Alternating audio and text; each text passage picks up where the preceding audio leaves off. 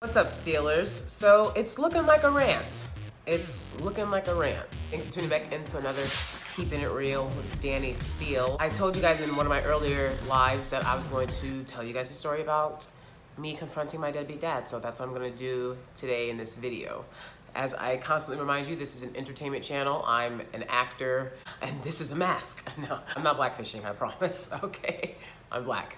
These are my experiences, but it's also entertainment, it's commentary, it's not a diary. So people that come to the channel telling me that I don't need to be so loud and I don't need to curse, like you're wasting your time, because you didn't raise me, you don't pay none of my bills, and I don't care about your opinion. I'm just being honest. Back to the deadbeat dad situation. I try to keep things on a more commentary level, but all of my videos are a combination of commentary, personal experience, research, etc. So this video is definitely gonna be more on the personal side, you know, and I had to give it to you because I promised you I would. I think there's a lesson to be learned from it for a lot of people, including myself. I definitely learned a thing or two. It's entertaining as fuck, right? Deadbeat dads, right? They're a joke. So let's make fun of them, starting with my own. You have one job. Every other group of men understand that. Take care of the woman. You take care of the women. You take care of the children. You take care of the group. Because men can handle a lot, right? Instead, y'all decided to put all the work and the burden on the woman. Call my deadbeat dad, and let me say something right now. I'm never gonna apologize for language that I use to a man, to a male, who should have took care of his children and didn't, and I just happen to be one of them. I'm never gonna apologize for that. You know, my philosophy is similar to Eminem, at least early Eminem. If I ever saw him again, I'd probably knock him out. Yeah, I'm not Drake, and you not Drake Sr. Drake's dad was there for him. It wasn't that absolute deadbeat. People, you know, they want to condemn their fathers to various degrees. I know people that complain because their dad worked, right? I'm like, be happy you had a daddy. So I'm telling my kids, right? I'm like, Merry Christmas. They're like, what we get? I'm gonna bring their daddy in the room. Same thing you get every Christmas. Something I never got. A daddy. Look at a bow on them and everything. Shiny bow. Because that is a gift. To me, that is a father. Wow, amazing. A family, a house, some grass in the backyard. Grass? We was making mud pies. Let's be real. You know, people try to play me all the time because I do have a professional voice and I can switch it back and forth. Oh, you don't know the experience, blah, blah. I had the worst experience of anybody that was in the hood. Over the years, we was poor than other little kids. What the fuck do y'all know about that? What the fuck do y'all know about that? That shit. Leave me a comment below if you can relate to being poorer than the other little kids in the hood, man. Get the fuck out of here. So I'm never gonna have no apologies for how I move or nothing like that. Never, because nobody was there. No, like Cardi B said, nobody. You listen to Cardi B say it, but nobody else? People got similar experiences. There's similar experiences. So anyways, back to this deadbeat ass nigga. Okay? Called him up. And he's like, hello? And I was like, hello? And he's like, oh, who is this? Strike number one, nigga. I knew he was gonna. Surprise, surprise. You don't know the voice of your second child. Surprise, surprise. I said, this is Danielle, your daughter. Oh,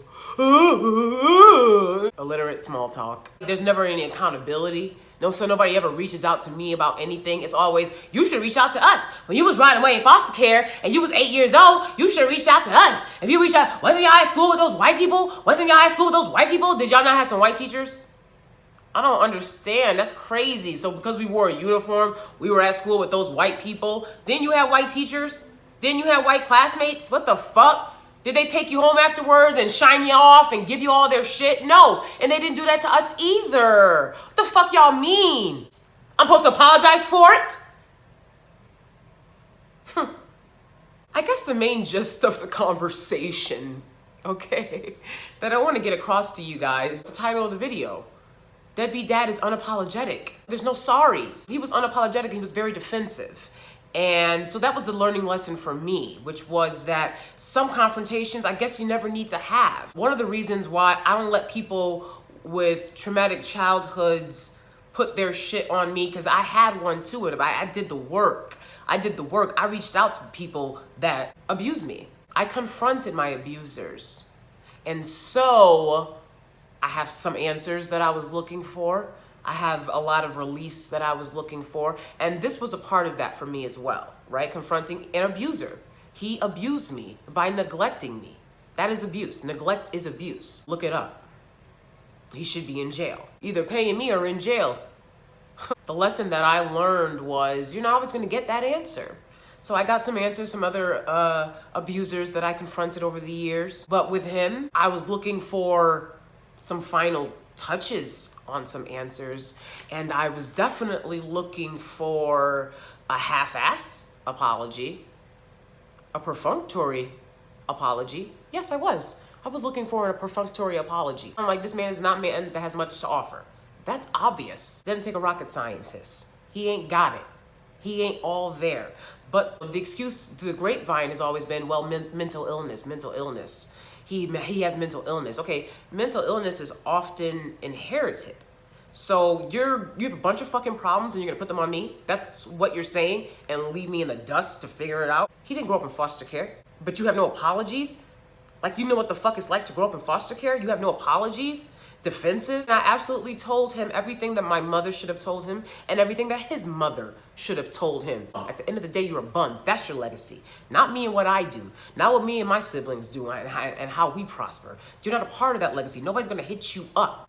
When I told my husband, and when I told, friends who come from good families, white friends predominantly, they were shocked. They were like, oh my God, are you okay? Nobody from my family asked that when I told them that I had confronted this nigga. It was, oh, good for you, you probably got issues. Niggas don't want to check the scoreboard. Check the scoreboard. I don't have daddy issues on my scoreboard. That's just facts. Daddy issues is letting niggas run through you. I don't have no daddy issues on my scoreboard. I didn't have to let a series of niggas run through me to understand that these niggas wasn't shit. I didn't bring any children into the world with these niggas. All I do was defeat cycles. All I did was defeat generational curses. That's all I've been doing. Up in here, doing the backhand on my Serenas Williams and Venus, you know what I'm saying? This bum, the deadbeat dad, want to sit around and talk about when I went to the military, they called me a nigga. Nigga, they called me a nigga too. They called me, before I did a show, I was called one. A bunch of liberals standing around claiming to be friends, claiming to be liberals and claiming to be supportive. They didn't do or say shit or help me out. No, they did not. They were like, oh my God, did she just call you a nigger? Oh my God, on with the show. I've been called a nigger in school. I still had to do the work. So if they called you a nigga and you gave up, then nigga, why did you go off and keep having sex and making children?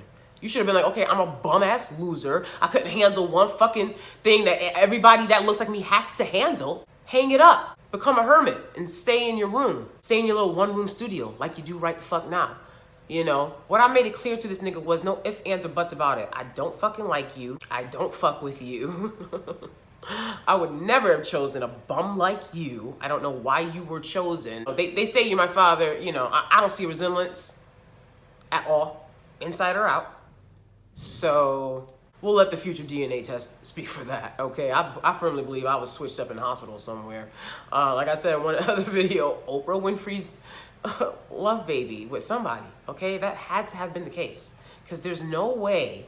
All my life I grew up being like, what the fuck is this? And looking at bum-ass furniture and roaches everywhere. And, we eating the syrup sandwiches. And the bacon is always burnt. And what the fuck is this? I'll be looking at shit like, get it together. Clean this shit up. Because I went to private school. So all my friends were rich. They had two-parent homes that, to me, rich, right? They had money.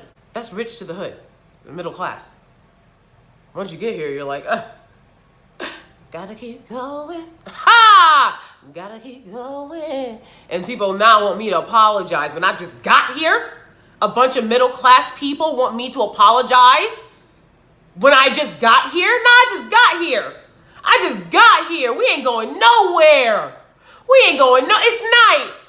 It's nice. And so I'm gonna make moves in my interest, in my family's interest, in my people's interest. Not in the interest of people who are apologetic for having had the middle class for generations. We just got here, baby.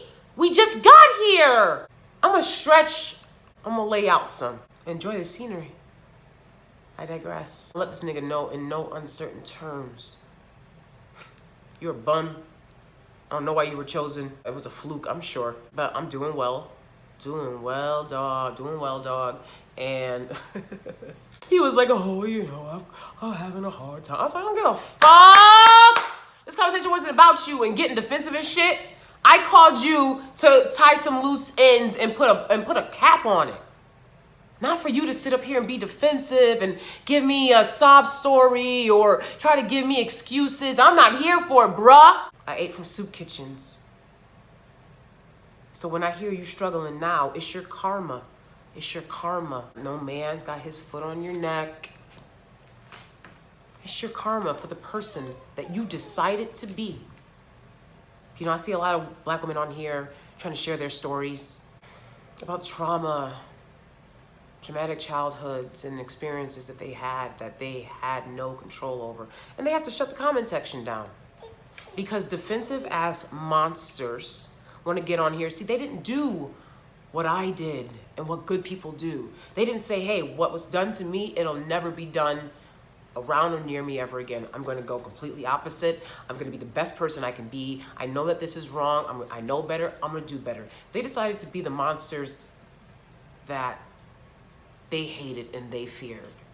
They chose to be those monsters. And now they're on YouTube being defensive when Black women are talking about their experiences with childhood abuse, childhood sexual abuse, trauma, rape, etc. Get your defensive monster ass on out of here. Any good man understands. Because they got the same story too. Quite as it's kept. So I would absolutely encourage you that if you're in a good place, this is one of the ways in which these are the learning lessons. We're going to learn, baby. We're going to learn, we're going to grow, and we're going to heal. That's what we're going to do. Learning lesson here is, I think you have to get yourself in a mental place. You know, that didn't deter me. That didn't shut me down, right? That didn't do much to me. I was shocked, and it was really the responses that I got from the people around me that loved me, that were like, he didn't give you an apology. He wasn't like absolutely sorry for what he'd done. Seeing how well you've done in life without him. All he had was a bunch of fucking excuses and talking about some God this and God that. You think you're on God's list? You think you're on God's plan? All the people that he's got to look after, and he's going to come back up. Oh, and this deadbeat daddy ass nigga who had the same choices and the same opportunities as everybody else has in life in America. Let me keep an eye on him. It ain't happening. It ain't happening. I hate to be the one to tell you. Fool. It was their responses that made me realize, like, wow, I guess it really is foul. I totally expected for him just to be kind of like dumbfounded by the call because I don't interact with this man, and I never will again. He will be off the earth. I will never see him again. I expected him to kind of be more dumbfounded than anything, you know, because he is dumb. He's dumb, right? But to be defensive and unapologetic,